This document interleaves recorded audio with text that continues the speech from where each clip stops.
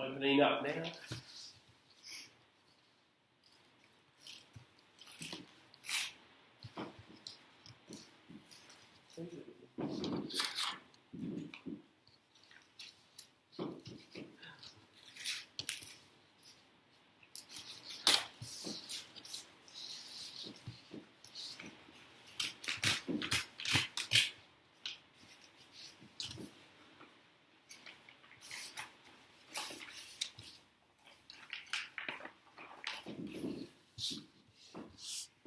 So, do I start? Yeah. You've got 1 minute to write down.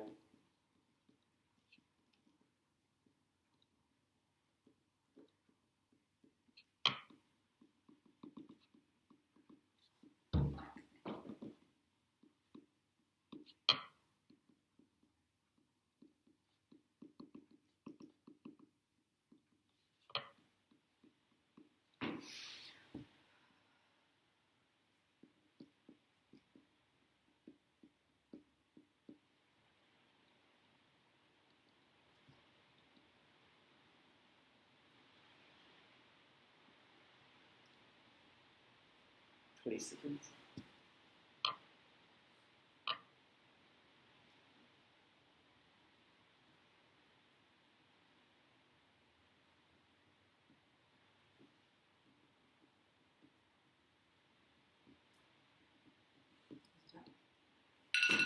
Time. So, shall I hand you your first? Yeah.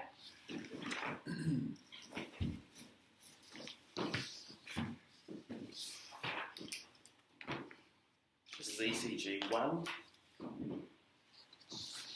Right, so I've got ECG 1. And set the timer for 7.5 minutes.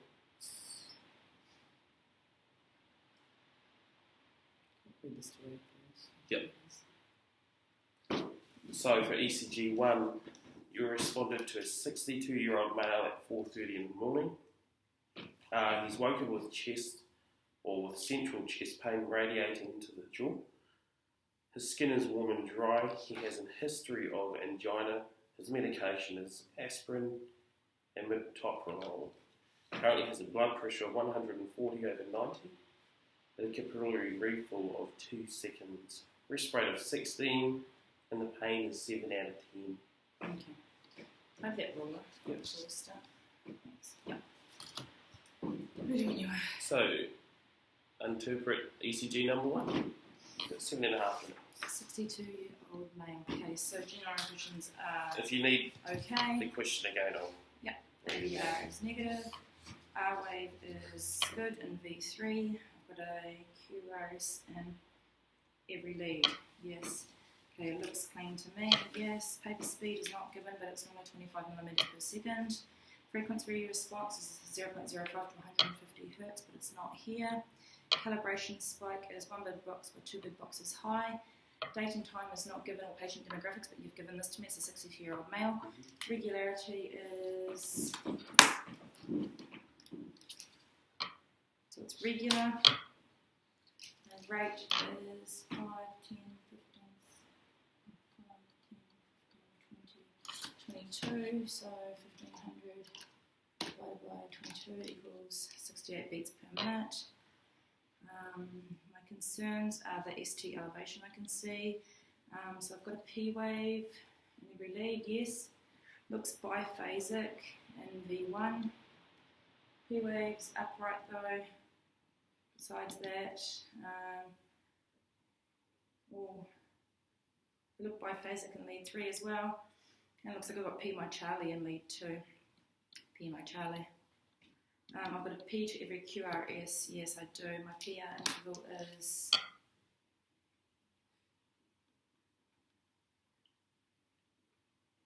0.16. So Q waves, I don't think I have any Q waves. This slight Q wave in V3. I don't have any other Q waves, so I'm not too worried about that. So I've just got one in V3. So my QRS is narrow. I think it's at 0.08. Intrinsic fluid deflection is 0.04. my QT interval. So my beat is 68, so it's going to be half the R to R. So my QTI looks like it is about 8. That's half of it. That's good. Okay, my ST elevation and depression. None. So in V1, it looks like I've got about 2 millimeters. In V2, 2 millimeters. V3, it looks like I've also got about 2 millimeters. And none there.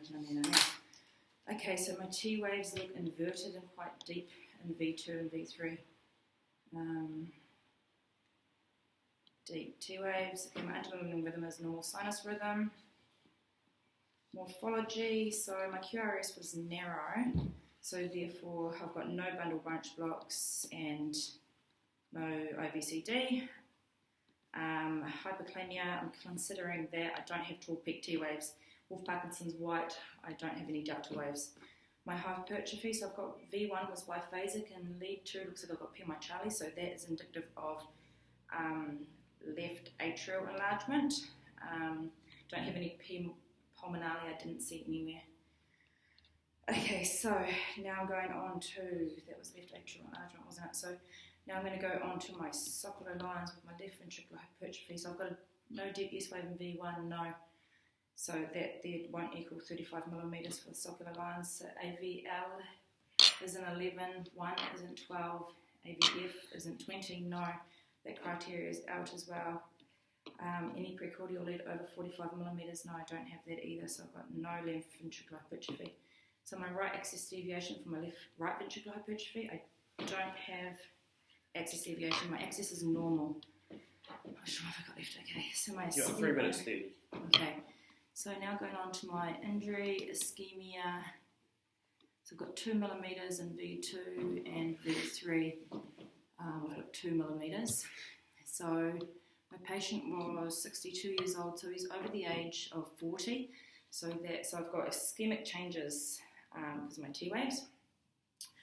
My injury, I've got elevation in V2 and V3, which is over 2 millimeters for a patient that's over or equal to 40 years old for a male. So that's injury. I'd request a posterior because it looks like I might get reciprocal changes in those. I don't think I have any mimics. So normal sinus rhythm with ischemic changes.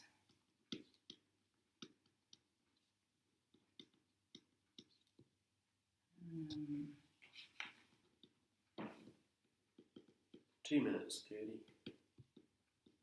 Okay. So I've got my date and time, my calibration spike, I've got my rate, I've got my morphologies, I've got this. Okay. So my final interp is normal sinus rhythm with ischemic changes and an anterior septal STEMI requesting a posterior with left atrial enlargement. I think, okay, let me just double check all that again. Just going to do Minute 40 left. my axis quickly.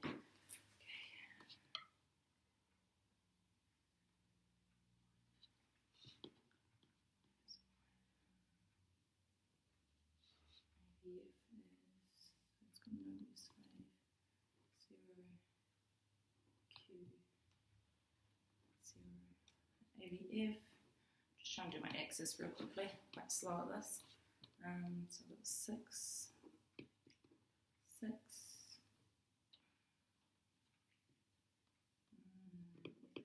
This is 10.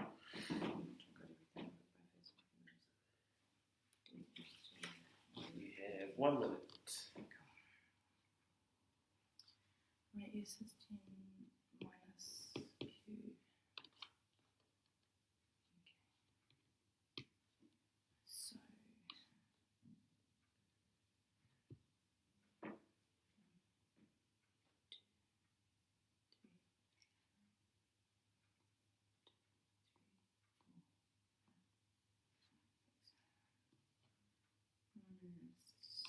30 seconds.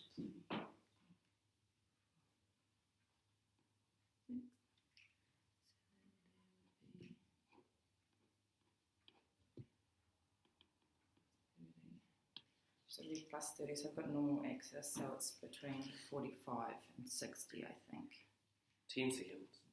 45 to 60.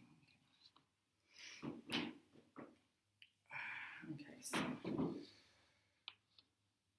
Alright, so my final intert is a normal sinus rhythm with ischemic changes, anterior septal STEMI with left atrial margin. I believe, I hope. Alright. Ready for the next one? Ready for ECG number 2. Yes.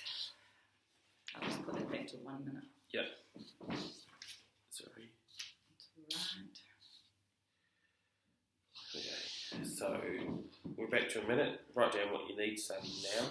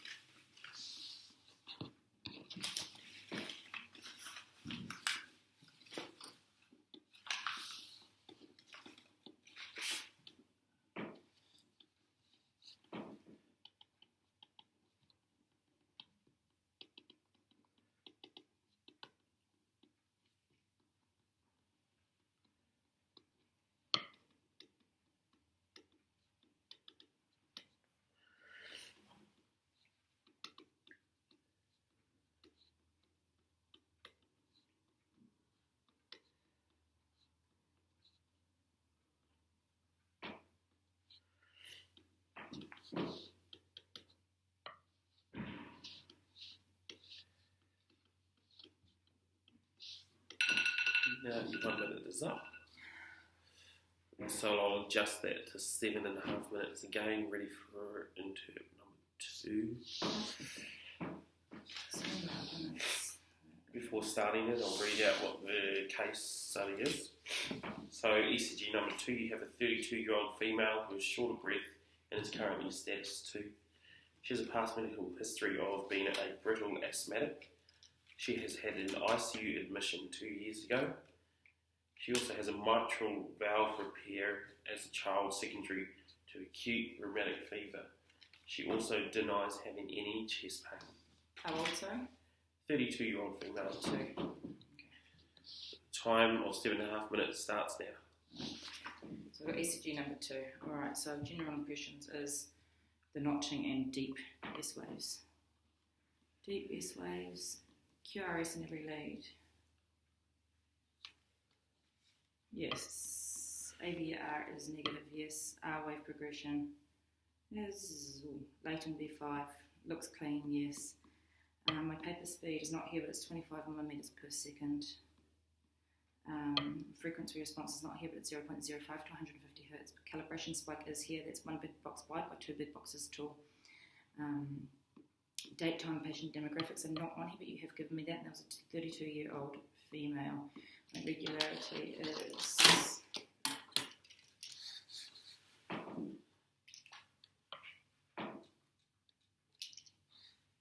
regular. Regular. My rate is 5, 10, 15, 16, 17, 18. So 18, oops. And divided by 18 equals 83 beats per minute. Beats per minute. My concerns are my deep S waves.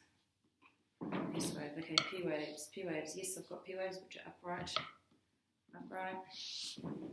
They look biphasic in V1. Biphasic in V1. They're upright there. Slight P my Charlie, maybe in lead 2. Lead 2, P my Charlie. I can't see any P pulmonale anywhere either. They're upright, they're good. Oh, they look a little bit biphasic or inverted in lead 3 actually. Oh no, sorry. Okay, so my P to every QRS, yes, I noticed I had that as well. So my PR interval is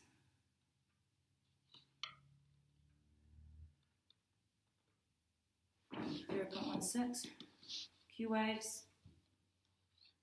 I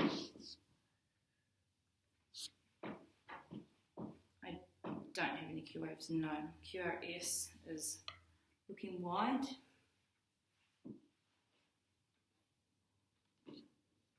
0. 1,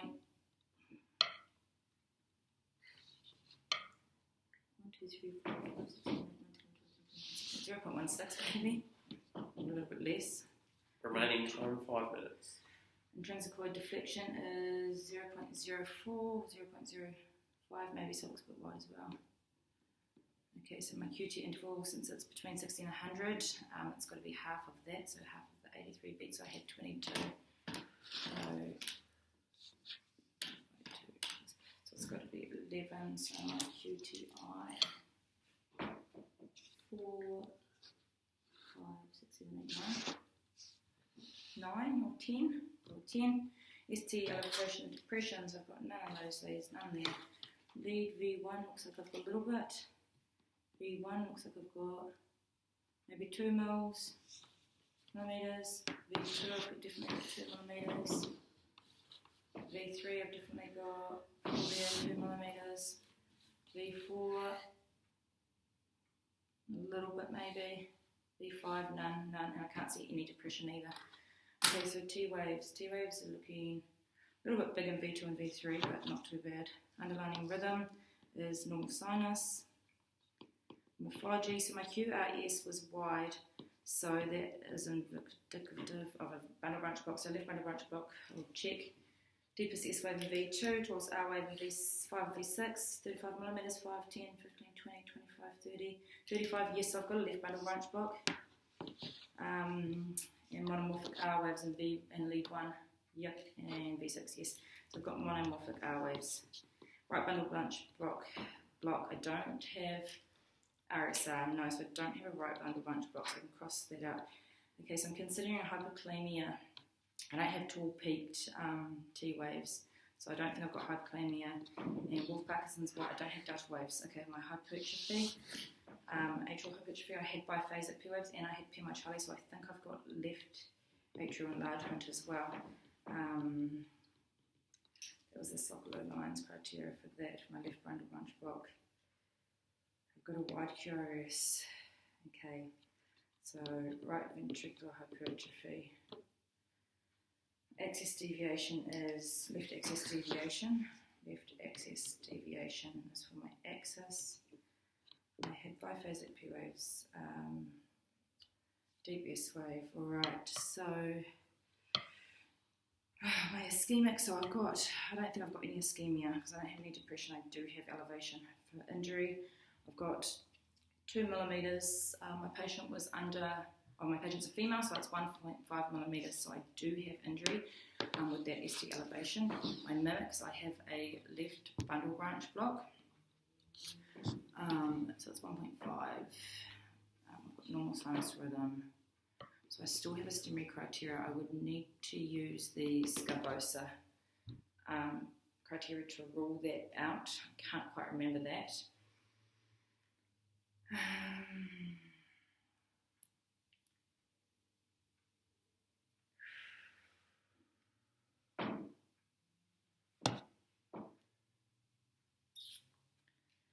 Okay, so do I do my Q waves?